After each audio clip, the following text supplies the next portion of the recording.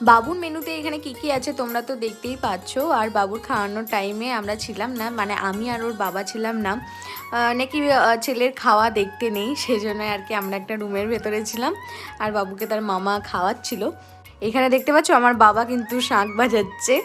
আর আমার বাবুর অন্নপ্রাশনে তার দাদু আর দিদান কিন্তু ওকে একটা সোনার চামচ গিফট করেছে, কারণ আমার মায়ের খুব ইচ্ছে ছিল যে সোনার চামচে করে প্রথম অন্নটা খাবে। আর দেখতেই তো পাচ্ছ আমার ছেলে এখানে কত সুন্দর খাচ্ছে, ও মাছের মাথাটা যা চুষে চুষে খেয়েছে কি বলবো। আমি তো এখন সব ভিডিওতে দেখছি, বেশ মজা লাগছে ওকে দেখে। মাছের মাথাটা কিরকম নিজে থেকে ধরার চেষ্টাটা একবার দেখো, ও মানে মনে করছে যে নিজেই যেন মাছের মাথাটা ধরে ও নিজে যেন খেতে পারে, এরকম একটা আবভাব করছে ও। আর এখানে তো একটা পুরো রুপোর সেট আছে, সেই সব কিছু কিন্তু আমি তোমাদের সাথে নেক্সট কোনো একটা ভিডিওতে শেয়ার করব। তো চলো টাটা বাই, আবার দেখা হবে তোমাদের সাথে নেক্সট কোনো ভিডিওতে।